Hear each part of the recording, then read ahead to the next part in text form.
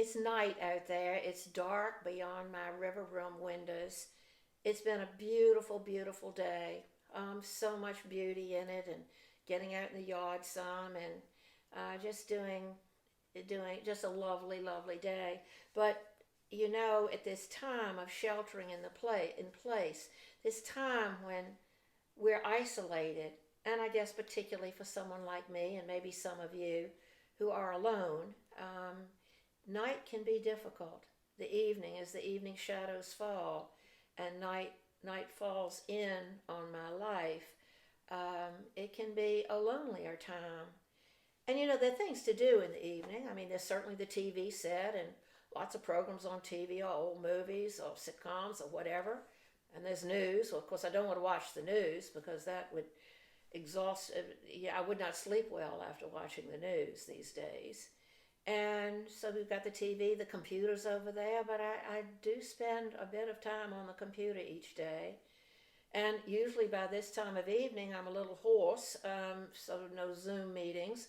I've talked on the phone or been on Zoom meetings during the day. And so, what does one do in the evening when it is dark, when you're still awake, and it's an important time of day? And one of the things that I have found, and suggest to maybe some of you all out there, that I found really fun to do, is I've gotten out all my old pictures. I mean, I have a box of loose pictures that, golly, several generations. I don't even know who some of the people are in them. I wish I'd asked my mother and grandmother before they died, but um, the ancestors in there, ones I don't even recognize or know. Um, but all the pictures of, and some of them in albums. At some point in time, I was very organized, and I put them in albums like this. Even I've got some on my little cell phone here. But most of them are these like this, and albums are loose. And I have loved going back through them. I've got pictures of my children each year in grade school, and seeing how they grew and developed all the way from the first grade up through high school. Then a wedding. I can watch it all. It's like a moving picture. I can see pictures. I've got pictures that somebody took when I was really little. Here I'm in a family, in my Moore family, and I'm the littlest one on the totem pole in there. And I have pictures of my graduation from high school. I've got pictures from graduation from law school. I've got pictures from my ordination, and wonderful pictures of friends and parties and birthday parties, and all the family gatherings. There's something about pictures we take. We generally take pictures of the happy, the good times, the celebration times, the times when we're marking something important in our lives. And so I get such joy out of going through all these pictures.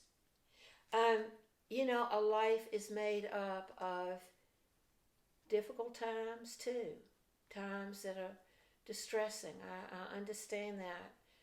And right now we're in a distressing time, and I'm not sure right now is the best time to go through trying to remember all the difficult times in life. They're there, and there was richness that came out of it. But I think it is time for us to savor what is good, to see what is good in life. Particularly, here I am in my 70s. Some of you all are in your 60s, 70s, even older. Some of you are younger. But life seems to be shorter as we get older.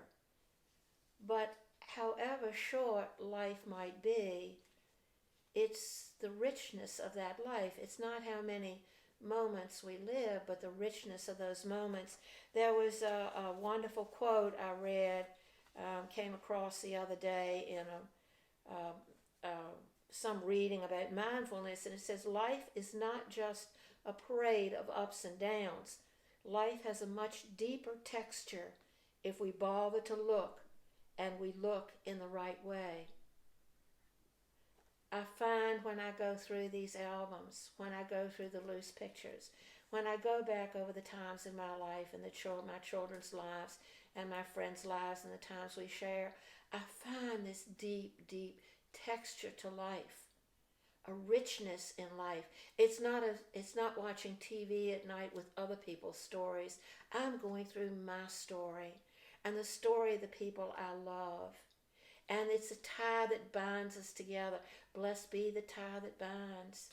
These connections that I see as I go back through all these wonderful, wonderful pictures. Life has been so rich and full, and I feel it so when I have this time to share with all these moments in life. They're stored in my heart, they're stored in my mind. I can pull them back up, but it is so much fun to go back and say, oh yes, I remember that funny haircut I had I remember how my son looked when he and I stood on the other side of the river when he was a year and a half. A picture I have on my desk over there. Evenings can be so rich and full. Bring up those pictures, bring up those memories. Get out your albums, get out your pictures. It's such a blessing, such a blessing. And I end with a blessing that I love. Life is short. We don't have much time to gladden the hearts of those who walk the way with us. So be swift to love and make haste to be kind. And I think life is short, and I want to go back and gladden my heart with the Torrance, with the me, with the family, with the friends that have walked this way with me. And so may the blessings be with us always, the memories to bless our future, to be with us now and be remembered and be blessed in the future. May we be a blessing to one another. May those pictures just treasure them in your heart, treasure them in your mind, and let them give you strength and hope and joy in the days ahead. Amen.